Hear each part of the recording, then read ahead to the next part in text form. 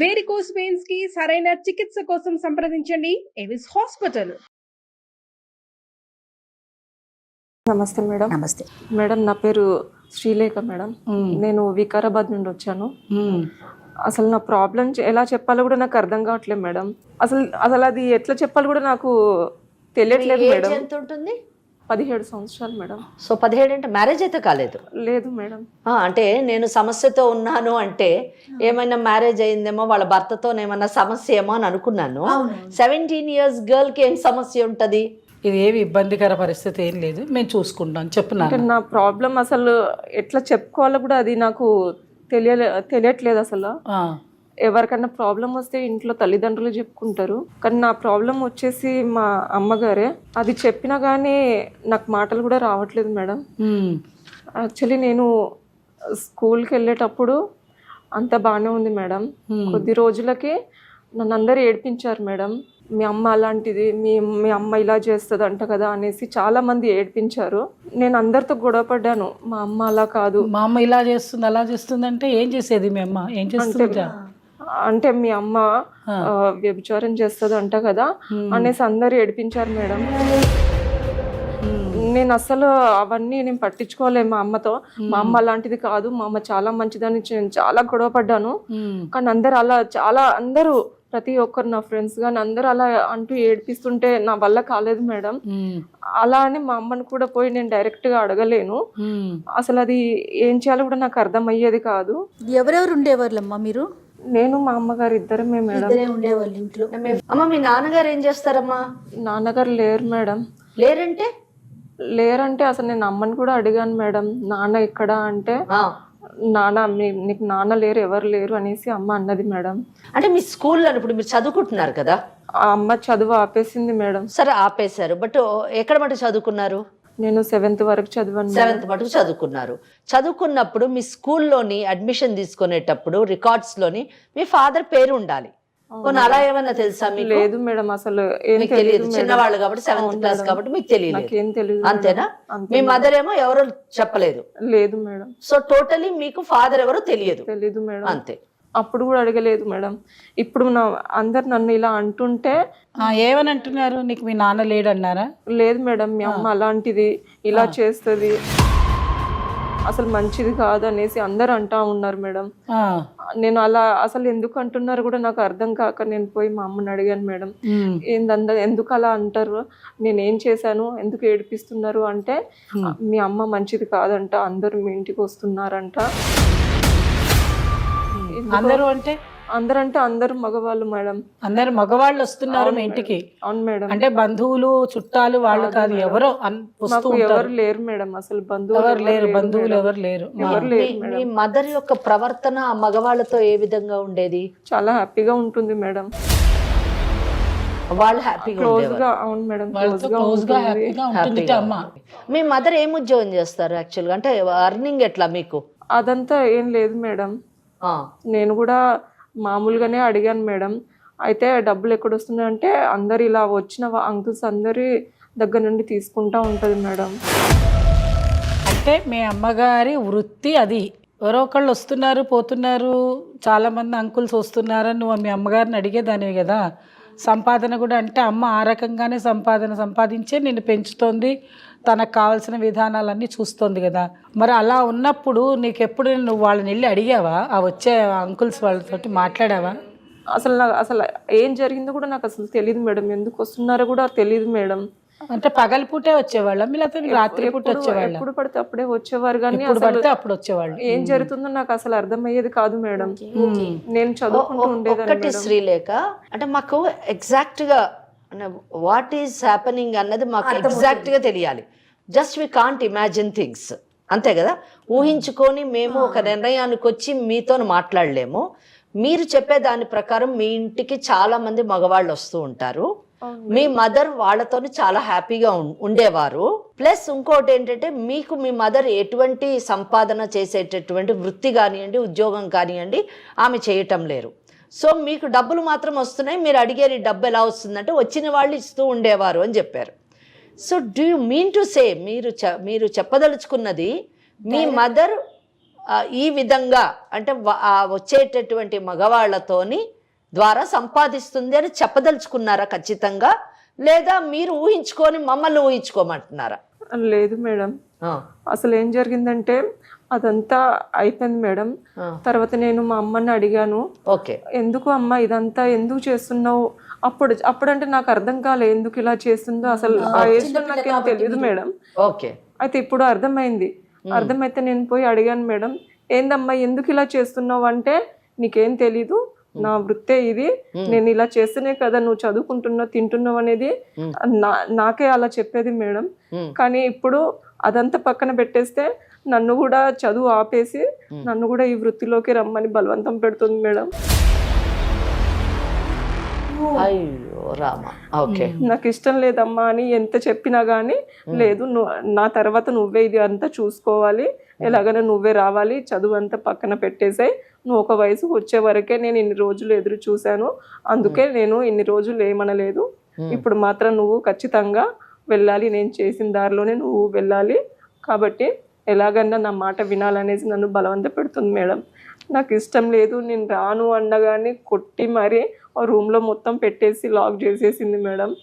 నేను అస్సలు నేను చెయ్యనంటే చేయను, నేను చదువుకుంటా అమ్మా అంటే కూడా నా మాట వినట్లేదు మేడం. అంటే మీరు అటువంటి పనిలోకి వృత్తిలోకి దిగడం కానీ జరిగిందా? అవును మేడం.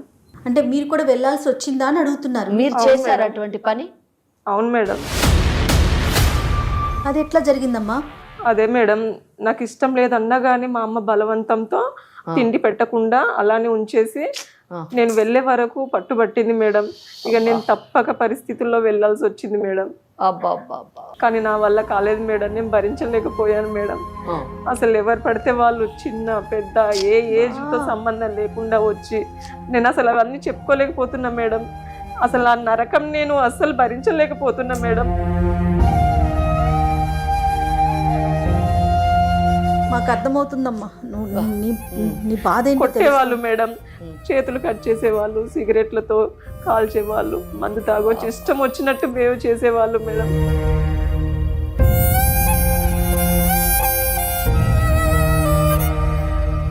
అసలు ఎందుకు బతుకున్నానా అని కూడా అనిపించింది మేడం. అని చచ్చేంత ధైర్యం లేక అసలు ఇలా బతుకున్నాను తప్ప, లేకుంటే ఎప్పుడో చచ్చిపోయేదాన్ని. జయ గారు వింటుంటేనే ఒళ్ళు జలధరించిపోతుంది నిజంగా. ఏ రోజుల్లో ఎందుకంటే ఏ కాలంలో ఉన్నాం అనిపించేస్తుందమ్మా. ఈ కాలం కాదు, ఒక్కటి మనం ఈ కేసులో చూడాల్సింది ఏంటంటే షీఈ్ ఎ మైనర్, ఒక 17 ఏళ్ల పాప, పసిపాప నిజానికి. అటువంటి పాపని ఇటువంటి వృత్తిలోకి బలవంతంగా దింపడం, అది తల్లి స్వయంగా చేయడం నిజంగా చాలా బాధాకరమైనటువంటి విషయం. అసలు మనం వింటుంటే ఎంత బాధ కలుగుతుందంటే, ఎంత ఘోష, ఎంత భరించరాని వ్యధ అని అనిపిస్తుంది. అమ్మ ఎలా భరించింది, అందులోంచి ఎలా బయటపడాలి అనేటటువంటి ఆ తపన చూస్తుంటే ఎంత బాధ వేస్తుందంటే, we must definitely do something to protect that girl అని నేను అనుకుంటున్నాను. మేడం మీరేమంటారు మేడం? అసలు నాకైతే ఏడుపు వచ్చేస్తుంది. ఒక చిన్న కూతురు, అది బుజ్జి అమ్మాయి, అసలు 16-17 ఏళ్ల పిల్లంటే 15 ఏళ్ళకో పెద్ద మనిషి అయ్యి ఉండొచ్చు. ఆ వయసులో పిల్లలకి ఆలోచన ఎట్లా ఉంటుంది, స్కూలింగ్ వెళ్ళాలని, బయట తిరగాలి, చేయాలని అందరి పిల్లలతో తన కనుక ఆలోచించుకొని ఉండుంటే తన ఆలోచన వేరేగా ఉంటుంది. కానీ తన బాధ వింటూ ఉంటే మాత్రం కాసేపటి దాకా అసలు ఏమీ అర్థం కాని పరిస్థితికి వచ్చేస్తుంది. కానీ ఇప్పుడు ఈ అమ్మాయికి ఏంటి అంటే ప్రొటెక్షన్ కావాలంటే ఇంట్లో నుంచి బయటికి రావాలమ్మా. ఆ అమ్మాయి వాళ్ళ అమ్మగారి దగ్గర ఉంటే మాత్రం ఎటువంటి ప్రొటెక్షన్ చట్ట ప్రకారంగా కానీ, ఓ మానవత్వంగా కానీ, ఓ సామాజికంగా కానీ మనం ఇవ్వలేము. కానీ ఫస్ట్ ఆ అమ్మాయి ఆ ఊబిలో నుంచి బయటికి వస్తుందా లేదా? మా దాకా రావటానికి గల కారణం ఏంటమ్మా? నువ్వు ఏమి ఎక్స్పెక్ట్ చేసి ఇక్కడ దాకా వచ్చావు? నాకు అసలు మెయిన్గా నేను కూడా అందరిలాగే బతకాలి మేడం. సమాజంలో నాకంటూ ఒక గుర్తింపు కాకపోయినా కానీ ఒక మనిషిలాగా ఉండాలని. బయటికి వెళ్తా అంటే అందరూ ఎట్లా చూస్తున్నారంటే అసలు ఆ చూపులతో నేను తట్టుకోలేకపోతున్నా మేడం. అమ్మాయి చెప్పింది ఏమీ అబద్ధం కాదు, లేకపోతే ఇది కాదు. సమాజం ఏంటంటే మామూలు వాళ్ళనే అంతలా వెళ్తూ ఉంటే బురదేస్తారు, తప్పని పరిస్థితి అది. చట్టం దగ్గరకు వచ్చాను, అమ్మ దగ్గరకు వచ్చాను అన్నా కూడా ఆ చట్టం దగ్గర నుంచి వస్తే దానిలో నుంచి బయటికి రావడానికి ఆ అమ్మాయికి ఇప్పుడు చూడండి, ఆర్థికంగా ఇబ్బంది, అమ్మాయికి ఆర్థికంగా ఇబ్బంది, సామాజికంగా ఇబ్బంది, మానవతా దృక్పథం కూడా ఇబ్బంది ఆవిడకి. ఎవరిని హెల్ప్ అడిగినా కానీ వాళ్ళు వేరే ఉద్దేశంతోనే చూస్తున్నారు తప్ప ఏ ఒక్కరు హెల్ప్ చేయడానికి రావట్లేదు మేడం. అదే సామాజిక ఇబ్బంది అంటే. నా స్కూల్లో టీచర్ని కూడా హెల్ప్ అడిగాను మేడం. హెల్ప్ అడిగితే ఆ టీచర్ ఒక ఉపాధ్యాయుడే ఉండి కూడా అలాంటి చనువు తీసుకొని ఏమైనా హెల్ప్ చేస్తాడని అనుకుంటే అతను కూడా ఆ ఉద్దేశంతో వచ్చి అసలు ఎవరిని అడగాలో కూడా అర్థం కాని దుర్మార్గత్వం కదమ్మా. అందుకే మేడం అసలు ఏం చేయాలో కూడా అర్థం కాని పరిస్థితి, ఎవరిని అడగలేకపోతున్నా మేడం, ఏం చేయాలో కూడా తెలియలేని పరిస్థితి మేడం. అందుకే నేను అసలు ఈ సమాజంలో మంచిగా బతకాలి, అలానే మా అమ్మని వదిలేస్తాను కాదు మేడం, ఈ వృత్తి వదిలేసి నేనంటూ ఒక చిన్న జాబ్ చూసుకొని గౌరవంగా బతకాలి. అవును మేడం, ఆ చిన్న వచ్చిన కొద్దిపాటి జీతంతో అయినా గౌరవంగా బతకాలని నా ఆశ మేడం. మరి అమ్మతో మాట్లాడావా, ఈ విషయం చెప్పావా? అమ్మ మనం గౌరవంగా బతుకుదాం, మనకు వచ్చింది ఏదో ఇంత ఒక తల ఒక ముద్ద చెరొక ముద్ద తిందాం అని నువ్వు ఎప్పుడన్నా చెప్పాను అంటే అయినా కానీ మా అమ్మ అస్సలు వినట్లేదు మేడం. మన వృత్తే ఇది, మా అమ్మ వాళ్ళు ఇదే చేశారు, నేను ఇదే చేస్తున్నాను, నువ్వు కూడా ఇదే చెయ్యాలనేసి వాళ్ళు డబ్బులు అమ్మ వాళ్ళ దగ్గర తీసుకుంటుంది మేడం. తీసుకోవడం వల్ల నేను వెళ్ళాల్సి వస్తుంది మేడం. వద్దని చెప్పినా కానీ అమ్మ అస్సలు వినట్లేదు. నేను డబ్బులు తీసుకున్నా, నువ్వు ఎలాగైనా వెళ్ళాల్సిందే, లేకుంటే ఎవరు వదలరేసని నన్ను బెదిరిస్తుంది మేడం. అమ్మ అర్థమైందా మీకు? ఈ పాపను చూపించి ఆవిడ డబ్బులు తీసుకున్నారు ఆల్రెడీ, అందుకని నిన్ను బెదిరిస్తున్నారు, అంతేనమ్మా? అవును మేడం, ఎలాగైనా రావాలి, రాకపోతే మాత్రం అస్సలు బాగుండదని బెదిరిస్తున్నారు కూడా మేడం. నువ్వు ఇంట్లో నుంచి బయటకు వచ్చేస్తే ఎక్కడ ఉండాలనుకుంటున్నావు? మరి ఆ కూపంలో నుంచి బయటికి రావాలనుకుంటున్నావు. ఇప్పుడు నీకు కూడా 17 ఏళ్ళు వచ్చాయి కదా. వేరే ఎవరు తెలియదు మేడం, అసలు ఎక్కడ ఉండాలి కూడా తెలియదు మేడం. నాకు ఒక కాదు నాన్న, Suman TV legal advice programme దాకా ఎలా వచ్చావు నువ్వు? మీ ఫ్రెండ్స్ ఎవరైనా చెప్పారా? నువ్వు ఎప్పుడైనా చూసావా? ఎట్లా వచ్చావు? నేను యూట్యూబ్లో ఇలాంటి ప్రోగ్రామ్స్ చూశాను మేడం. సో ఇక్కడికి వస్తే ఏమన్నా నా సమస్యకి ఏమన్నా సాల్వ్ చేస్తారేమో అనేసి ఇక్కడ దాకా వచ్చాను మేడం. కాదు, మీ అమ్మ నిన్ను చక్కగా పెంచి పెద్ద చేసింది కదా, ఆ పెంచి పెద్ద చేసేటప్పుడు నీకు అన్ని సమకూర్చేదా? అవును మేడం, అందరిలాగానే మా అమ్మ కూడా చాలా బాగా చూసేది. టైంకి చాలా అన్ని వెరైటీస్ ఫుడ్ కానీ బట్టలు కానీ అన్ని మంచి చేసేది మేడం. అన్ని చేసిన అమ్మ ఇప్పుడు ఎందుకు ఇలా సడన్ గా మారిపోయింది అనేది మేడం అంటే ఇలాగా అన్ని చేసింది ఎందుకు? నువ్వు చక్కగా శృంగారంగా తయారవ్వాలని ఇప్పుడు చూస్తారు, ఇంకా నిన్ను ఇంకా పెంచి పెద్ద చేస్తుంది. కానీ నువ్వు దానిలో నుంచి బయటికి రావాలంటే చాలా విషయాలు ఉన్నాయి. ఇక్కడ ఒక కూతురుగా మీ బాధ్యతని మీరు నిర్వర్తించాలనుకోవడం నిజంగా చాలా హర్షణీయం. తల్లిని వదలను అని చెప్తున్నారు, చాలా గొప్ప విషయం. తల్లిని వదలొద్దు, ఎలాంటి పరిస్థితుల్లో ఉన్నా ఎక్కడ ఉన్నా ఏం చేసినా తల్లే. అదే కదా మనకి అమ్మాయి చెప్తుంది. సో అది నిజంగా గొప్ప విషయం. నిజానికి మేమందరం కూడా అప్రిషియేట్ చేస్తున్నాం. తప్పకుండా మీరు మీ తల్లిని తీసుకొనే తల్లితోని బయటకు రావాలి. లీగల్ అడ్వైజ్ అనేటటువంటి ఈ కార్యక్రమాన్ని సుమన్ టీవీ వారు ఏర్పాటు చేయడము, మీరు రావడం, ఈ కార్యక్రమం చూసి రావడం నిజంగా మీరు చేసుకున్నటువంటి ఒక అదృష్టమో ఒక సదవకాశం అని చెప్పాలి. సో నేనేమనుకుంటున్నానంటే జయ గారు, ఈ అమ్మాయి వచ్చింది మన దగ్గరికి ఒక 17 సంవత్సరాల అమ్మాయి. ఈ అమ్మాయి చెప్పిన ప్రతి మాట మనం నమ్మాలని లేదు.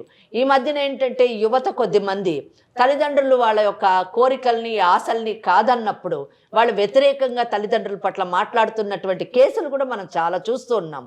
ఇక్కడ ఈ అమ్మాయి చెప్పినటువంటి విషయం చాలా భయంకరమైనటువంటి విషయం. ఎందుకంటే ఎవరో సెక్షువల్లీ ఎక్స్ప్లాయిట్ చేశారు అంటే పెద్ద మనం ఆశ్చర్యపోకలేదు. కానీ తల్లి తానే స్వయంగా నువ్వు ఈ వృత్తిని మాత్రమే చేపట్టాలి అని చెప్పి నిర్బంధించడం అన్నది చాలా దురదృష్టకరమైనటువంటి విషయం, చట్ట విరుద్ధమైనటువంటి విషయం. కనుక తల్లితో మాట్లాడి ఎంత మటుకు అది నిజము, ఆమె ఏమనుకుంటుంది, ఈ అమ్మాయి భవిష్యత్తుని ఏ విధంగా తీర్చిదిద్దాలని అనుకుంటుంది, దానివల్ల అసలు అమ్మాయికి ఏ విధంగా ఉపయోగపడుతుంది, just we want to hear from that lady. ఏమ్మా మరి మాట్లాడదామా మీ అమ్మతో? మాట్లాడతారంటావా ఫోన్ చేస్తే? ఏమో తెలీదు మేడం. నువ్వు ఎక్కడి నుంచి వచ్చావమ్మా? ఇంట్లో నుంచే ఇక్కడికి దాకా వచ్చావా?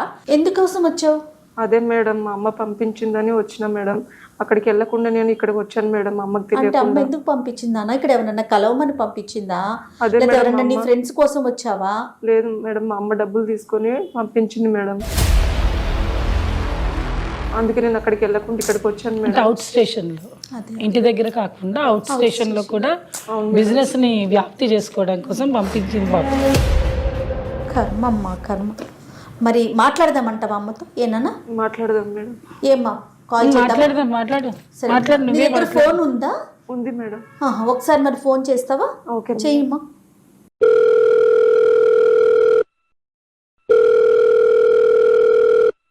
హలో హలో అమ్మా. హలో శ్రీలేఖ, అమ్మా. ఎక్కడున్నావు? 2 రోజుల నుంచి నువ్వు అసలు. అమ్మ నేను హైదరాబాద్ లోనే ఉన్నా అమ్మా. ఎక్కడున్నావు? అమ్మ నేను ఇక్కడే. నాకు నువ్వు ఈ ఫస్ట్ ఇంటికి వెళ్ళి 2 రోజులైంది నువ్వు ఇంట్లో నుంచి బయటకు వెళ్ళి. నేను చెప్పిన దగ్గరికి వెళ్ళలేదు. నువ్వు నేను ఫోన్ మాట్లాడమంటే నువ్వు మాట్లాడలేదు. అక్కడికి 2 రోజుల నుంచి నువ్వు ఫోనే లిఫ్ట్ చేయలేదు. నా ఫోను ఎక్కడికి వెళ్ళినావు 2 రోజుల నుంచి నువ్వు అసలు? అమ్మ నేను ఇక్కడికే హైదరాబాద్ కి వచ్చానమ్మా. హైదరాబాద్ కి వచ్చి నేను ఎక్కడికి వెళ్ళమన్నా? నేను హైదరాబాద్ కి వెళ్ళి ఒక కస్టమర్ దగ్గరికి వెళ్ళమని చెప్పాను కదా, నువ్వు ఎక్కడికి వెళ్ళావు? నువ్వు చెప్పిన దగ్గరికి నేను వెళ్ళలేదమ్మా. ఎందుకు వెళ్ళలేదు? నాకు ఇష్టం లేదమ్మా. ఎందుకు ఇష్టం లేదు? నాకు వద్దమ్మా ఇలాంటివి. ఏమో నువ్వు ఏం చేద్దాం అనుకుంటున్నావు? ఎలా తిందాము, ఎలా ఉందామో, ఇద్దరం ఎలా బతుకుదాం చెప్పు. నేను ఉద్యోగం చేస్తానమ్మా, నేను చూసుకుంటానమ్మా. నేను ఏ ఉద్యోగం నువ్వు చేసేది? బయట నీకు సొసైటీ గురించి నీకు అర్థం కావట్లేదు. బయట ఎలా ఉందో నీకు తెలియట్లేదు. అసలు 2 రోజుల నుంచి నువ్వు ఎక్కడున్నావు, ఏం చేస్తున్నావు? నువ్వు ఫస్ట్ నా దగ్గరికి రా. నువ్వు లేదమ్మా. మాట్లాడదాం తర్వాత. నేను రానమ్మా. నువ్వు రావాలి. రాకపోతే ఎలా? ఇక్కడ నీ కోసం కస్టమర్స్ అందరు వెయిట్ చేస్తున్నారు. లేదమ్మా నేను రానమ్మా. నువ్వు రావాలి, నువ్వు తప్పకుండా రావాలి. వచ్చి తీరాల్సిందే. లేదమ్మా నాకు అసలు వద్దమ్మా ఇలాంటివి. ఎలా ఉందాం ఇప్పుడు? నువ్వు ఖాళీగా కూర్చో, నేను ఖాళీగా కూర్చుంటాను. మన ఇద్దరిని ఎవరు పోషిస్తారు? లేదమ్మా నేను అడుక్కునైనా నేను పోషిస్తానమ్మా, కానీ నేను మాత్రం ఇది చేయనమ్మా. కూడా ఇక్కడ ఎవరు బయట సొసైటీ గురించి నీకు అర్థం కావట్లేదు. నేను చిన్నప్పటి నుంచి చూస్తూనే ఉన్నా. మనల్ని చూసే చూపులే వేరు, నిన్ను చూసే చూపులు వేరు. నిన్ను అడుకుంటా ఉన్నా ఇక్కడ ఎవరు ఒప్పుకోరు. ఇక్కడ లేదమ్మా. నువ్వు ఇంటికి రా ఫస్ట్, మన ఇక్కడ నేను రానమ్మా. నేను వస్తాను. నువ్వు ఎక్కడున్నావు చెప్పు ఫస్ట్, నేను వస్తాను. నేనైతే రానమ్మా. హలో ఎక్కడికి రమ్మంటున్నావు? నీ బిడ్డని ఎక్కడికి రమ్మంటున్నావు? ఇప్పుడు ఆ అమ్మాయి మా దగ్గరకు వచ్చింది, సుమన్ లీగల్ అడ్వైజ్ అని మా స్టూడియోకి వచ్చి కూర్చుంది. ఇప్పుడు సుమన్ టీవీ లేదు, ఏం లేదు. ఫస్ట్ నా దగ్గరికి పంపించండి మా ఇంటికి. ఏం టీవీ ఉన్నదో ఏం టీవీ లేదో ఫస్ట్ ఆ అమ్మాయిని అడుగు, చెప్తుంది ఎందుకు వచ్చిందో. తనకి ఏం తెలుసండి? చిన్నప్పటి నుంచి పెంచింది, పెద్ద చేసింది, చిన్నప్పటి నుంచి చదివించింది అన్ని నేనే. తనకి ఏం తెలుసు? ఇప్పుడు చిన్నపిల్ల తను ఏం చెప్తే అది వింటది. అమ్మా సబిత గారు నమస్తే అమ్మా. ఇది లీగల్ అడ్వైజ్ అనే ప్రోగ్రాము సుమన్ టీవీలో జరుగుతా ఉంది. ఈ ప్రోగ్రామ్ కి మీ పాప వచ్చింది, ఒకసారి వినండి అమ్మా. మీరు చెప్పడమే కాదు, మీరు చెప్పే మాట ఒకసారి వినండి కొంచెం. పాప మా స్టూడియో దాకా వచ్చింది. నాతో పాటు మోస్ట్ సీనియర్ అడ్వకేట్ వెంకటేశ్వరి గారు, అలానే ఫ్యామిలీ కౌన్సిలర్ కల్పవల్లి గారు ఉన్నారు. తన బాధ మొత్తం పుట్టినప్పటి నుంచి ఇప్పటి వరకు ఆ పసిపిల్ల పడుతున్న బాధ మొత్తం మాకు చెప్తా ఉంది. దానికి సంబంధించి మీతో మాట్లాడుతున్నామమ్మా. మీరు కొంచెం ఓపికగా మాట్లాడాలి, అంతేగాని మీరెవరు మేమెవరు కాదు. మీ దాకా లేదు సమస్య, మీ ఇంట్లో సమస్య కాదు, ఇది బయటకు వచ్చేసింది ఈ సమస్య. చిన్నప్పటి నుంచి నేను అలానే పెరిగానండి, తనని అలానే పెంచాను. ఇప్పుడు మీరు మధ్యలో వచ్చారు లీగల్ అడ్వైజర్ అది ఇది అంటే మీకు తిండి పెట్టారా అండి? మాకేమన్నా మేము ఎలా పెరిగామో అలానే తనని కూడా పెంచాము. కాదమ్మా, ఇష్టాలతో పని లేదా? అంటే మీ తాతల నాడు ఏం జరిగిందో ఇప్పటికీ అదే జరగాల తల్లి? ఇష్టాలు తుంచి కూర్చుంటే మాకు తిండి ఎవరు పెడతారండి? మీరు ఒకసారి అందులో నుంచి బయటికి వస్తే తిండి ఎవరు పెడతారు, ఎట్లా పెడతారనే తెలుస్తుంది. మీకు వినడానికే ఓపిక లేకపోతే ఇంకా ఆ అమ్మాయి జీవితం ఏం బాగు చేస్తారు మీరు చెప్పండి. కాదమ్మా, మీరు అంటున్నారు మీ జీవనోపాధి కోసం మేము ఈ పని చేస్తున్నాం అంటున్నారు. మీకు జీవనోపాధి కావాలంటే ఎన్నో చోట్ల ఎన్నో ఉన్నాయి తల్లి, మీరు అసలు వినండి. ఎందుకు చెప్తున్నామంటే ఇప్పుడు మీరు అమ్మా మీకు అర్థం కావట్లేదు. ఈ వృత్తి వల్ల మీరు ఇబ్బంది పడడమే కాదు, మీ అమ్మాయిని ఇబ్బంది పెట్టడమే కాదు, అక్కడికి వచ్చేటువంటి వాళ్ళకు కూడా ఇబ్బందే, వాళ్ళ కుటుంబాలు కూడా పాడైపోతాయి. అది ఉన్నప్పుడు మా దగ్గరికి ఎందుకండి రావడం? వాళ్ళు అదే చెప్తున్నానమ్మా. వాళ్ళు మీ దగ్గరికి వస్తున్నారంటే మరి మీ వృత్తి కావాలని మీరే అంటున్నారు కదా. మాకు డబ్బులు కావాలి, మా పిల్లలు పోషించుకోవాలి, మాకు ఇది ఈ వృత్తే బాగుందని చెప్తున్నారు కదా మీరు. ఇక్కడ ఉండేటువంటి సమస్యని మీరు అర్థం చేసుకోవటం లేదు. మీరు ఇందాకేమన్నారు? మాకు ఎట్లా డబ్బులు కావాలి, మమ్మల్ని ఎవరు సాస్తారు, మాకు అన్నం ఎవరు పెడతారు, మేము ఎట్లా మాకెవరు ఉద్యోగాలు ఇస్తారు, మాకు ఈ వృత్తే బాగుందని మీరు అంటున్నారు. మీకు వృత్తికి రావాలి అంటే అవతల ఉండేటువంటి వాళ్ళు వస్తేనే కదా అవుతుంది. వాళ్ళ కుటుంబాలన్నీ చెడిపోవటం లేదా? వాళ్ళ ఆరోగ్యాలన్నీ చెడిపోవటం లేదా? అందరికి సమాజం మొత్తం పాడైపోవటం లేదా? మీరు పాడైపోతారు, రేపు మీ ఆరోగ్యాలు కూడా పాడైపోతాయి. ఎన్నాళ్ళు ఉంటుంది? శరీరం అన్న తర్వాత ఎన్నాళ్ళు ఉంటుందమ్మా? ముక్కు పచ్చలారని చంటి బిడ్డని పాడు చేసేసి ఆ అమ్మాయి ఆరోగ్యాన్ని కూడా పాడు చేసేస్తున్నారు. ఆ పిల్ల ఎంత 16 ఏళ్ళు శారీరక 17 ఏళ్ల ఇబ్బంది పిల్లకి ఆ అమ్మాయి కూడా ఆరోగ్యం పాడైపోతుంది. అసలు మీరు ఏమనుకుంటున్నారు? అంటే మీ ఆరోగ్యం పాడైపోయినా ఏమి ఇబ్బంది లేదు, ఆ అమ్మాయి ఆరోగ్యం పాడైపోయినా ఇబ్బంది లేదు, మీకు మాత్రం డబ్బులు కావాలి. ఎవరండి మా దగ్గర ఏం డబ్బులు కావాలి? ఈ డబ్బుల కోసం రేపొద్దున అమ్మాయికి రాని అనారోగ్యం వస్తే, చెప్పేది వినమ్మా, రాని అనారోగ్యం ఏదైనా రాకూడని అనారోగ్యం వస్తే ఎవరిస్తారు నీకు డబ్బులు? ఎవరు ఆ అమ్మాయిని బాగు చేయిస్తారు? ఆ అమ్మాయి సర్వైవ్ అవ్వగలుగుతుందా? నువ్వు సర్వైవ్ అవ్వగలుగుతావు? ఇవన్నీ ఆలోచనలు నీకు రావటం లేదా? ప్రపంచంలో ఉండే వాళ్ళందరి దగ్గర డబ్బులు ఈ రకంగానే సంపాదించుకుంటున్నారా? ఎంతమంది కష్టపడి సంపాదించుకోవట్లేదు? ఎంతమంది కాయ కష్టం చేసి పని చేసుకొని బతకట్లేదు? 4 ఇళ్లల్లో పని చేసుకొని బతకటం లేదు? ఎంతమంది లేరమ్మా? అటువంటివన్నీ నువ్వు మర్చిపోయి ఈ వృత్తి చేస్తే నాకు డబ్బులు వస్తాయన్న మాట మాత్రం నేను ఖండిస్తున్నానండి జయ గారు. 100% కరెక్ట్ కాదమ్మా. ఏదో చెప్తున్నారు, చెప్పండి అమ్మా సబిత గారు. ఈ వేదాంతాలన్నీ నాకు చెప్పొద్దండి. మా అమ్మాయి నా దగ్గరికి పంపించండి. నాకు నా బిజినెస్ ముఖ్యం. మీరు ఇదంతా నాకు చెప్పొద్దు. మా దగ్గరికి వచ్చి విన్నారా కస్టమర్స్ మేడం ఇవన్నీ మీరు? తెలియకుండా సబిత? వస్తున్నారా మా దగ్గరికి? అసలు నువ్వు అమ్మవేనా తల్లి? అసలు నిన్ను ఏమైనా నోటి నుంచి మాట, అసలు నిజంగా ఈ పిల్ల నువ్వే కన్నావా? ఎవరైనా పోతుంటే ఇచ్చా? అసలు నాన్న ఎవరంటే కూడా ఆ పిల్ల చెప్పుకోలేని పరిస్థితిలో ఉంది. ఆ అమ్మాయి నాన్న ఎవరు? ఆ అమ్మాయికి ఐడెంటిటీ ఏది? ఇదే బాగుందంటే ఎన్నాళ్ళు చేస్తుంది ఈ ఉద్యోగం? ఈ వృత్తి చేయాలంటే ఎన్నాళ్ళు? ఆ అమ్మాయికి వయసున్న నాళ్ళు చేస్తుంది.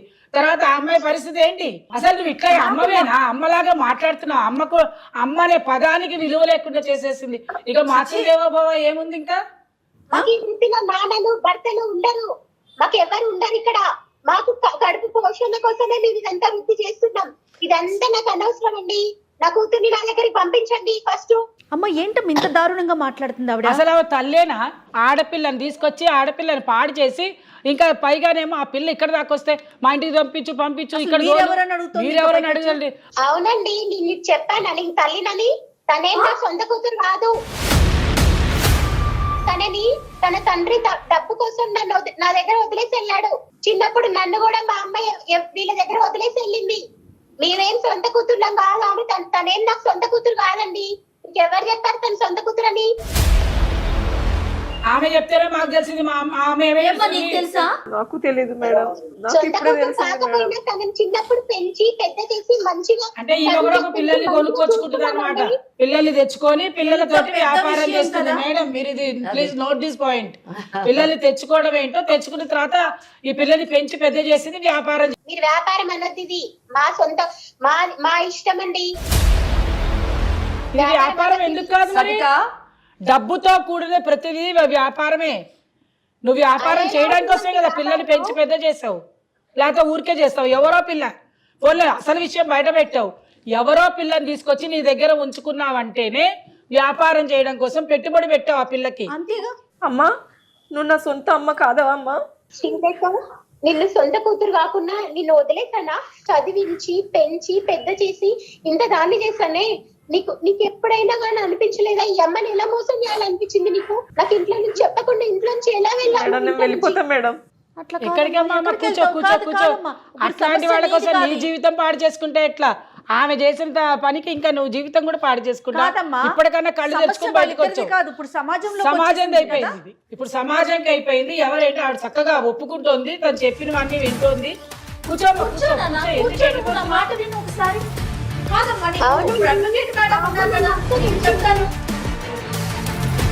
మధ్యలో మీరు ఇప్పుడు వచ్చారండి.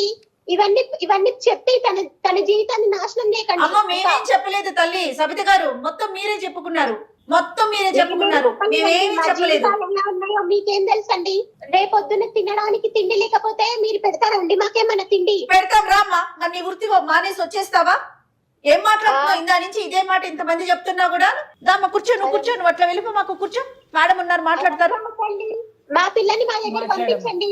కాదమ్మా మీరు పెడతారా అంటది ఏంటమ్మా? పెడతాం రమ్మనండి. మరి ఆ వృత్తి మానేస్తుందా అడగండి. ఎంతమందికి పెడతారు మీరు తిండి? ఎంతమందికి పెడతారు? బయట ఇలాంటి వాళ్ళు చాలా మంది ఉన్నారు సొసైటీలో. ఓకే అమ్మా, ఓకే, నువ్వు చెప్పిన ప్రతి మాటని మేము ఒప్పుకుంటున్నాము, సరేనా?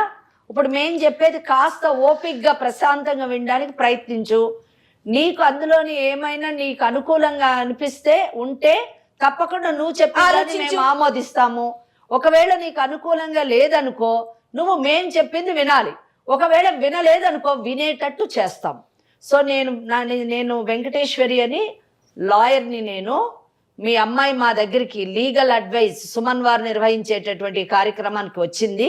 నేను ఇటువంటి వృత్తిని నిర్వర్తించలేను, నేను చెయ్యలేను, నన్ను కాపాడండి మేడం, నాతో పాటు మా అమ్మను కూడా రక్షించండి, ఈ వృత్తిలోంచి బయటకు తీసుకొచ్చి మా అమ్మను నాకు ఇచ్చి మేమిద్దరము స్వేచ్ఛగా స్వాతంత్రంగా గౌరవంగా బ్రతకాలి అని చెప్పేసి ఆమె కోరుకుంది. సో ఇక్కడ సబిత, చెప్పండి మేడం.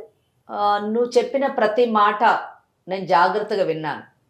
నిజం చెప్పాలంటే మీరు మాట్లాడిన మాటలు విన్న తర్వాత కూడా నా హృదయం ద్రవించింది. నిజమే, ఒక మనిషి బ్రతకడానికి సభ్య సమాజంలో చాలా కష్టపడాల్సి వస్తుంది, చాలా పనులు చేయాల్సి వస్తుంది. అంటే ఒక గుప్పడి అన్నం సంపాదించుకోవడానికి మనం ఎన్నో పనులు చేసి సంపాదించుకుంటాం, కానీ ఆ చేసేటటువంటి పని గౌరవప్రదంగా ఉండాలి, సమాజం ఆమోదించేటట్టుగా ఉండాలి. రెండో విషయం ఏంటంటే, ఒక గుప్పడి అన్నం సంపాదించుకోవడానికి మనం నాశనం అయిపోతూ ఇతరులను కూడా నాశనం చేసేటటువంటి అధికారం మనకు ఉందా లేదా అన్నది కూడా మనం గమనించాలి. ఇక్కడ ఇందాక మీ మాటలన్నీ వింటున్నప్పుడు జయ మేడం ఒకటి అన్నారు, ఇటువంటి బిజినెస్ అనేటటువంటి పదం చాలాసార్లు ఆ పదం వినిపించింది. ఇది మా వృత్తి అని చెప్పి మీరు అన్నారు, వ్యాపారం అని అన్నారు, మళ్ళీ అన్నారు మమ్మల్ని ఎవరు చూస్తారండి అని అన్నారు, ఇది వదిలేస్తే మేము ఎలా బ్రతకాలండి అని అన్నారు. మీ అమ్మాయితో మాట్లాడేటప్పుడు మనకు తిండి ఎవరు పడతారు, సమాజం ఇలాగే చూస్తుంది, వాళ్ళు చూసేటటువంటి చూపులు ఇలాగే ఉంటాయి అని చెప్పి అన్నారు. వీటన్నిటిని నేను ఏకీభవిస్తాను. సమాజం ఎవరిని ఎలా చూడాలో అలాగే చూస్తుంది. మీరు మొదటి నుంచి ఈ వృత్తిని చేపట్టారు కాబట్టి మిమ్మల్ని అలా చూస్తుంది. అదే మీ అమ్మాయిని మీరు ఒక మంచి పొజిషన్లో నిలబెట్టుంటే ఆ అమ్మాయిని అలాగే సమాజం చూసేది. ఇవన్నీ చెప్తారు, మేము ఇప్పుడు వెళ్ళి ఎలా బతకాలి మేడం బయటికి వెళ్ళి? ఓకే ఆ విషయంలో మాట్లాడదాం. మమ్మల్ని ఎలా చూస్తుందో మీకు తెలుసు కదా మేడం. 100% తెలుసమ్మా. అమ్మా సమాజం ఏమి యాక్సెప్ట్ చేయదు. సబిత మీరు నేను చెప్పాను ఇందాకే, మొదట మాట్లాడేటప్పుడే చెప్పాను, మీ యొక్క బాధని నేను అర్థం చేసుకోగలను. మాటలు చెప్పడం చాలా సులువే, నేను కాదని చెప్పను. కానీ మీరు చేపట్టినటువంటి వృత్తి మీ ఇష్టంతో మీరు చేపట్టడం వేరు, అవసరం కోసం చేపట్టడం వేరు, మీ అవసరం కోసం ఇంకొకళ్ళు బలవంతం చేయడం వేరు. ఈ థర్డ్ కేటగిరీలోని మీరున్నారు. ఇప్పుడు మీ అమ్మాయిని బలవంతంగా ఈ వృత్తిలోకి దింపాలి అనుకుంటే అది దింపేటటువంటి అధికారం కానివ్వండి, హక్కు కానివ్వండి మీకు ఉందా లేదా? ఎందుకంటే అందరూ మాట్లాడుతున్నప్పుడు ఒక మాట అన్నారు, మీ అమ్మాయి లేచి వెళ్ళిపోయి నాకు అక్కర్లేదు మేడం, ఆమె నా తల్లే కాదన్న విషయం ఇప్పుడు తెలిసిన తర్వాత ఇంకా నేను ఎందుకు అని ఆమె వెళ్ళిపోతుంటే జయ మేడం ఒకటి అన్నారు, ఇది ఇప్పుడు నీ సమస్య కాదమ్మా, ఇది సమాజానికి సంబంధించినటువంటి సమస్య అన్నారు. 100% అది కరెక్ట్ మేడం. తనని నా కూతురు కంటే ఎక్కువ పెంచుకున్నాను మేడం. 100% అమ్మా పెంచుకున్నావు, కాదని ఎవరన్నారు? పెంచుకున్నావు. దేనికి పెంచావు? 17 ఏళ్ళు 16 ఏళ్ళు వచ్చిన తర్వాత నీ అవసరం తీర్చుకోవడానికి పెంచావు. నీ అవసాన దశలోని నీ యొక్క జీవితం వెళ్ళగక్కడానికి నువ్వు పెంచావు, అంతేగాని అమ్మాయి మీద ప్రేమతో నువ్వు పెంచలేదు. సొంత కూతురు కంటే ఎక్కువ చూసుకున్నాను. అవునమ్మా, సరే నువ్వు ఇదే మాట మీద ఉండాలి సబిత. సొంత కూతురు కంటే ఎక్కువ చూసుకున్నారు కదా, ఒకవేళ మీ సొంత కూతురు అయితే ఇలాగే చేస్తారా చెప్పండి మేడం? మీ వల్ల నాకు తన కూతురు కాదని తెలుసండి. ఇప్పుడు ఏంటి మేడం? ఇప్పుడు ఇదంతా తను ఉంటేగా వస్తుందో వెళ్ళిపోతుందో, ఇంటికి వస్తుందో రాదో, ఇప్పుడు తను ఎక్కడికి వెళ్ళిపోతుందో, ఇప్పుడు మా జీవన ఆధారం ఎలా మేడం? చిన్నప్పటి నుంచి మా అమ్మ ఇలానే పెంచింది, తనని నేను అలానే పెంచాను. అది నీ బ్రతుకు తెరువు గురించి ఒక అమ్మాయి జీవితాన్ని పాడు చేస్తావా? ఏం సబిత, నేను ఇంతసేపు ప్రశాంతంగా మాట్లాడాను, నీ వ్యధను అర్థం చేసుకున్నాను, నీ ఆకలి బాధను అర్థం చేసుకున్నాను. సరే నీ జీవితం ఎలాగో పాడైపోయింది, మాట్లాడుతున్నావు. ఏం మాట్లాడుతున్నావు? నేను ఇంతసేపటి నుంచి గమనిస్తున్నాను, నువ్వు మాట్లాడేదంతా ఒకటే మాట, ఎలా బ్రతకాలి. ఇందాక మేడం చెప్పారు, ప్రపంచంలో అందరు బతకట్లేరా? కూలో నాలో చేసుకొని బతుకుతున్నారు గౌరవంగా. ఏమి శరీరాన్ని నమ్ముకొనే బ్రతుకుతున్నారా ప్రతి ఒక్కళ్ళు? కన్న కూతురులా పెంచారంటావు. ఏ కన్న తల్లైనా, ఏ కసాయి తల్లైనా ఇటువంటి పని చేపిస్తుందా కూతురుతోని? ఏం మాట్లాడుతున్నావు? మా వృత్తి మేము చేసుకుంటానని అంటున్నావు. ఏంటి వృత్తి? ఇది వృత్తా? దీనికి చట్టబద్ధత ఉందా? ఏం మాట్లాడుతున్నావు? చెప్పింది వినవు. పంపించండి, నేను అదే వృత్తి చేయిస్తానంటే చేయడానికి వీల్లేదు. పంపించాం మేము. మేడం ఇక్కడ చెప్పండి జయ అమ్మా. గారు మీరు ఒక్కటి వినండి. ఫస్ట్ ఆఫ్ ఆల్ అంటే మనము వాళ్ళని బ్రతిమాలాల్సిన అవసరం లేదండి. ఒక స్టేజ్ మటుకు కొన్ని కేసుల్లోని మనం బ్రతిమాలతాం, అవును సరైన సక్రమ మార్గంలో పెట్టడానికి ప్రయత్నం చేస్తాం, కౌన్సిలింగ్ చేస్తూ ఉంటాం. ఎస్ ఇక్కడ ఇంతసేపు మీరు కానివ్వండి లేదా కల్పవల్లి గారు కానివ్వండి మాట్లాడుతూ ఎంతో నచ్చ చెప్పడానికి ప్రయత్నించారు. ఆ మొత్తం సారాంశంలోనే ఆమె ఒకటే చెప్తుంది, నేను సొంత బిడ్డలా పెంచాను, మాకు తిండి ఎవరు పెడతారు, నేను ఇలాగే బ్రతికాను, నా తల్లి ఇలాగే పెంచింది కాబట్టి నేను ఇలాగే పెంచి ఇలాగే వృత్తిలో పెడతాను. ఖుషి అండి. సమాజం కూడా తెలుసుకోవాల్సింది ఏంటంటే ఇటువంటి వృత్తుల్లోకి దింపేటటువంటి ఆడవాళ్ళు కానీ ఎవరైనా కానీ తెలుసుకోవాల్సింది ఏంటంటే మహిళని ఒక భోగ వస్తువులాగా చూడడానికి వీలు లేదు. మహిళని గౌరవప్రదమైనటువంటి ఒక మనిషిగా ట్రీట్ చేయాలని చట్టం 1986వ సంవత్సరంలోని prevention of immoral traffic act అని చెప్పేసి ఒక చట్టాన్ని తీసుకు. ఎందుకంటే మహిళల్ని ఇలాగా అమ్మి వారి శరీరంతో వ్యాపారం చేసేటటువంటి ఒక దుర్గంధమైనటువంటి సబిత మేడం నా కూతుర్ని నా దగ్గరికి పంపించండి మేడం. నిన్ను మాట్లాడొద్దని చెప్పాను నేను. నీ కూతురు పంపించాలా నిన్ను జైలుకి పంపించాలో చెప్తాను విను. నువ్వు డిసైడ్ చేసుకో. నీ కూతుర్ని పిలిపించుకొని ఇదే వృత్తిలో కంటిన్యూ చేస్తావా లేదా నువ్వు నోరు మూసుకొని మారి నీ కూతురుతో నిన్ను పోషిస్తా అంటుంది మర్యాదగా మంచి జీవితం జీవిస్తావా నిర్ణయం తీసుకో. జయ గారు ఇక్కడ ఏంటంటే కొన్ని చట్టాలని అంటే మహిళని ఎక్స్ప్లాయిట్ చేయకుండా ఉండడానికి, దోచుకోకుండా ఉండడానికి, మహిళ గౌరవప్రదమైనటువంటి జీవితాన్ని జీవించడానికి కొన్ని చట్టాలను తీసుకొని రావడం జరిగింది.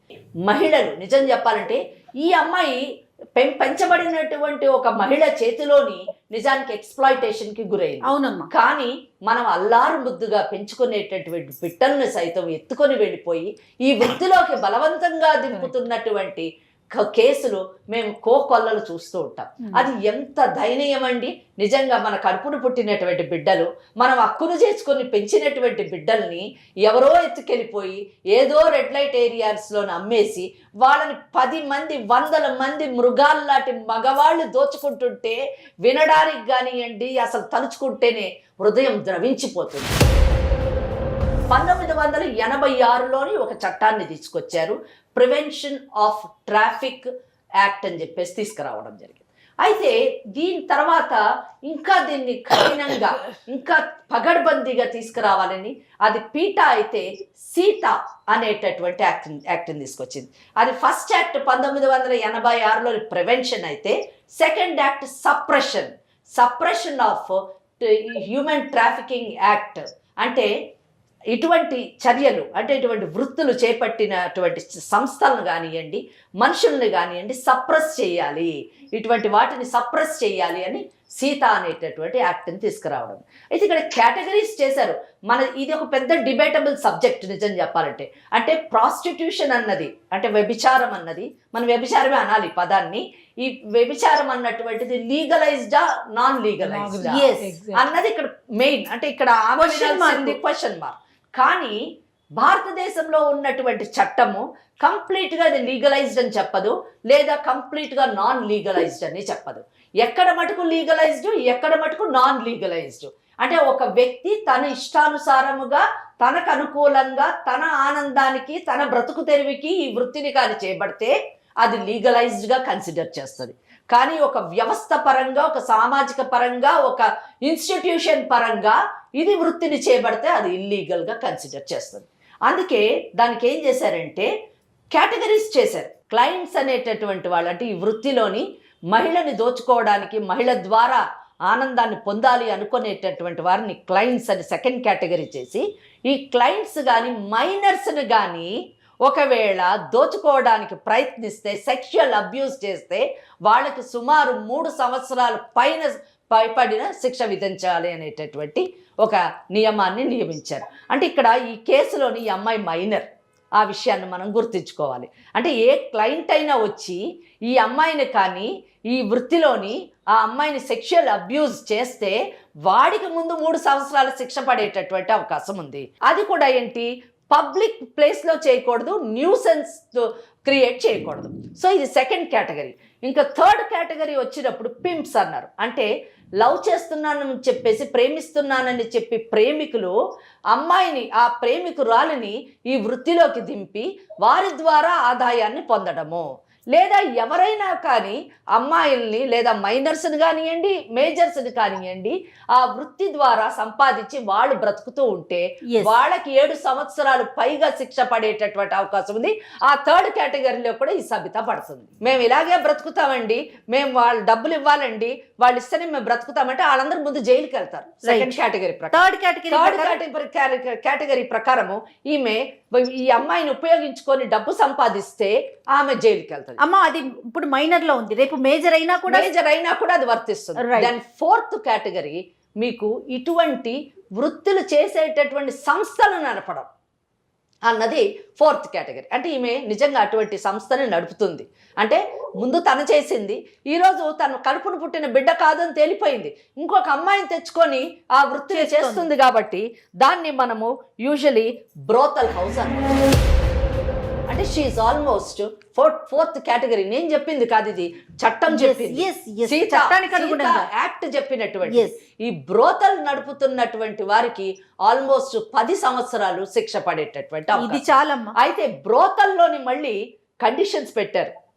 తమకిష్టం లేకుండా ఎవరినైనా నిర్బంధించి ఆ నిర్బంధనలోని సెక్షువల్ అబ్యూస్ కానీ గురి చేస్తే వాళ్ళకి చేయించినటువంటి వాళ్ళకి ఆల్మోస్ట్ 10 సంవత్సరాల పైన శిక్ష పడేటటువంటి అవకాశం ఉంది. ఎవరైతే ఆ సంస్థను నడపడానికి ప్లేస్ని ఇస్తారో ఆ ఓనర్స్కి కూడా శిక్ష పడేటటువంటి అవకాశం. ఇక్కడ ఆల్మోస్ట్ ఈమె సెకండ్ కేటగిరీలో వస్తుంది, థర్డ్ కేటగిరీలో వస్తుంది, ఫోర్త్ కేటగిరీలో కూడా వస్తుంది. సుమారుగా 10 సంవత్సరాల పైన శిక్ష పడే అవకాశం పైన పడే. ఇంకొక మైనర్ కాబట్టి ఒకవేళ ఈ అమ్మాయి నన్ను సెక్షువల్ అబ్యూస్ కి గురి చేసినటువంటి వాళ్ళు వీళ్ళు అని ఒక లిస్ట్ ఇచ్చి పోక్సో యాక్ట్ ని కానీ ఇన్వోక్ చేస్తే పోక్సో యాక్ట్ ప్రకారం కూడా వీళ్ళు లోపలికి వెళ్ళేటటువంటి అవకాశం ఉంది. అయితే ఒక్కటి పదే ఆమె మాట్లాడినప్పుడంతా మమ్మల్ని ఎవరు చూస్తారు, మాకెవరు తిండి పెడతారు, నువ్వు ఇంటికి రా, మనకు అన్నం ఎవరు పెడతారు, మన కడుపు నింపేవాళ్ళు ఎవరు, అందరూ మాట్లాడతారా అని అన్నది. ఫిఫ్త్ కేటగిరీ గవర్నమెంట్కి డైరెక్షన్ ఇచ్చింది యాక్ట్. ఏమైనా ఎవరైనా కానీ ఇటువంటి వాటిలో పడి ఒకవేళ బయటికి రాలేకపోతే, బయటికి రావాలని అనుకుంటే వాళ్ళని రెస్క్యూ చేయాల్సినటువంటి బాధ్యత ప్రభుత్వం పైన ఉంది. First point is rescue, second rehabilitation. అంటే వాళ్ళలోని మార్పును తీసుకొచ్చి వాళ్ళ జనజీవనంలోని వాళ్ళు ప్రవేశపెట్టి వాళ్ళ జీవితాన్ని వాళ్ళు నిర్భయంగా, గౌరవంగా, ఆర్థిక పరంగా, సామాజిక పరంగా అన్ని విధాలా ఎదిగేటట్టుగా తయారు చేసేటటువంటి రిహాబిలిటేషన్ సెంటర్స్లోని ఫస్ట్ రెస్క్యూ, ఫస్ట్ కాపాడుతుంది, సెకండ్ రీహాబిలిటేట్ చేసి వాళ్ళకు ఒక మంచి జీవితాన్ని ప్రొవైడ్ చేయడానికి చెయ్యాలి అని సీతా యాక్ట్ 5th కేటగిరీలోని మెన్షన్ చేసింది. మనలాంటి సంస్థలు, మనలాంటి ఛానల్స్ ఇటువంటి కేసులు మీడియా ద్వారా ఇటువంటి అమ్మాయిల్ని కాపాడి వీళ్ళని మనం ట్రైన్ చేసి, అంటే ఏదో ఒక వృత్తిలోని ఈరోజు ఎన్ని ఉన్నాయి, బ్యూటీ పార్లర్స్ ఉన్నాయి, ఫ్యాషన్ డిజైనింగ్స్ ఉన్నాయి, అమ్మాయిలు తలుచుకోవాలంటే ఎన్నెన్న చేయొచ్చు, మనసుంటే చాలా మార్గాలు ఉన్నాయి. ఎందులోనూ తర్ఫీదు ఇచ్చి ఆ అమ్మాయికి ఒక మంచి జీవితాన్ని ఇచ్చి తన కాళ్ళ మీద తను ఆర్థికంగా నిలబడేటటువంటి స్థాయికి మనం తీసుకెళ్ళి తప్పకుండా ఇటువంటి అమ్మాయిల్ని మనం కాపాడాలి. ఈ యొక్క ప్రోగ్రామ్ యొక్క ఉద్దేశము అవేర్నెస్ ఇవ్వడమే కాదు, దీనులు ఆప్తులు అయినటువంటి అమ్మాయిల్ని, గౌరవంగా బ్రతకాలి అనుకునేటటువంటి అమ్మాయిల్ని బ్రతికేటట్టుగా చేసేటటువంటి కార్యక్రమం కూడా చేపట్టాలని నేను కోరుకుంటున్నాను. తప్పకుండా అటువంటి అవకాశం ఉంది. ఒకవేళ సవిత విన్నావు కదా, నువ్వు కానీ మర్యాదగా నువ్వు కూడా బయటకు రా, నువ్వు కూడా మంచి జీవితాన్ని కల్పించడానికి ప్రయత్నిస్తాం. లేని పక్షంలో నేను చెప్పినటువంటి ఈ కేటగిరీస్ ఉన్నాయి కదా, సెకండ్, థర్డ్, ఫోర్త్, ఇంకోటి పోక్సో యాక్ట్, ఇవన్నీ ఇన్వోక్ చేసి నీకు జైలు జీవితమే సరైన జీవితమైన, అక్కడ హ్యాపీగా ఉండొచ్చు, అక్కడ అన్నం కూడా పెడతారు, నీ చేత పని కూడా చేయిస్తారు. ఈ పని కాదు, అక్కడ వేరే పనులు ఉంటాయి, బుట్టలు అల్లడాలు, కూరగాయలు కోయడాలు, ఈ పనులన్నీ పెట్టించి నేను బతికేటట్టు చేస్తాం. ఈ రెండిట్లో ఏది కావాలో చెప్పు, జైలు బయటుండి బ్రతుకుతావా, జైలు లోపలుండి బ్రతుకుతావా డిసైడ్ చేస్తావు. లాయర్ మేడం చెప్పారు కదా, భయం అసలు నీకు భయం అనే మాట లేకుండా నీవు చక్కగా మా దగ్గరికి వచ్చావంటే నువ్వు ఎలాగా నీ బ్రతుకు జీవనం ఎలా ఉంటుంది అనే విషయం తెలుస్తుంది. నీకు చక్కగా ఇప్పుడు సుమన్ టీవీ వాళ్ళు ఇంకా ఆ పని కూడా చేస్తున్నారు. ఏంటి, వాళ్ళందరికీ ప్లేస్మెంట్స్ ఇప్పిస్తున్నారు, అందరికీ చెప్తున్నారు, ట్రైనింగ్ కూడా ఇస్తున్నారు. ఏం చదువుకున్న వాళ్ళకే కాదు, చదువు రాని వాళ్ళకు కూడా చేస్తున్నారు. yes.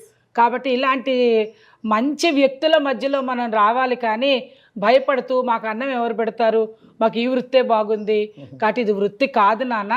నీ ఆరోగ్యం పాడైపోవడమే కాదు, నీ బిడ్డ ఆరోగ్యం పాడైపోతుంది, సమాజ ఆరోగ్యం పాడైపోతుంది. నా కూతురికి నాకు బతుకు తెరువు చూపించండి మేడం. ఖచ్చితంగా అమ్మా. దగ్గరికి వచ్చి కలుస్తాను మేడం. తప్పకుండా కలుద్దుగానమ్మా. ఒకసారి మేడములతో నేను మాట్లాడిస్తాను, తర్వాత ఏం చేయాలనేది ఆలోచిద్దాం. బంగారం లాంటి పిల్లమ్మ, ముత్యంలాగా ఉంది. ఓకే, పాపని అమ్మ ఇప్పుడు మరి పాపని ఏం చేద్దాం? ఆవిడని ఇక్కడికి రమ్మందామా? ఈ పాపని ఆవిడని రమ్మనండి ఇక్కడికి, ఈ అమ్మాయిని పంపించక్కర్లేదు. ఓకే, ఆవిడని రమ్మనండి, కౌన్సిలింగ్ చెయ్యండి, వాళ్ళకి బ్రతుకు తెరువు ఏ విధంగా మనం ఏర్పాటు చేస్తామో అది చూసి ఏర్పాటు చేసి, వాళ్ళు ఆ ప్లేస్ కి వెళ్ళకూడదు, వేరే దూరంగా వెళ్ళి చాలా హ్యాపీగా పీస్ఫుల్ గా బ్రతికేటటువంటి అవకాశాన్ని మనము కల్పిద్దాం. అంతేనమ్మా? అంతే. ఏమ్మా సబిత, ఓకేనా? సరే మేడం. ఒకసారి పాపతో మాట్లాడము. సరే మేడం. హలో అమ్మా. నువ్వు జాగ్రత్తగా ఉండమ్మా మేడం వాళ్ళ దగ్గర, నేను వస్తాను. సరే అమ్మా, నువ్వు రా అమ్మా. సబిత, నీకు శ్రీలేఖ కన్న కూతురు కాకపోవచ్చు, నువ్వు ఇన్ని ఈ వృత్తిలో దింపినా కానీ నువ్వు పెంచినటువంటి పాత జ్ఞాపకాలనే గుర్తుపెట్టుకొని, మా అమ్మని నేను చూసుకుంటాను మేడం, నేను ఉద్యోగం చేసి మా అమ్మని చూసుకుంటాను అని చెప్పింది ఆ చిన్నపిల్ల. ఆ విషయం నీకు నువ్వు వినలేదు, కానీ ఆ మాటలు విని మేము ఎంతో సంతోషపడ్డాము. నీకు కడుపు పుట్టిన బిడ్డ కాకపోయినా కానీ నిన్ను చక్కగా పువ్వుల్లో పెట్టి చూసుకుంటుంది. ఇద్దరు కష్టపడి పని చేసి చక్కగా బ్రతకండి అమ్మా. సరేనా కోరిక. Right right. నువ్వు కూడా ఇంకా మనసులో పెట్టుకోమాకమ్మా. ఆవిడ వృత్తి అది, అలా జరిగిపోయింది ఆ జీవితం. కానీ నిన్ను అంతకన్నా ప్రేమగా చూసుకుంది నీ తల్లే ఆవిడ. అట్లానే ఉండు, అంతే కదమ్మా? అంతేనంటే అంతే.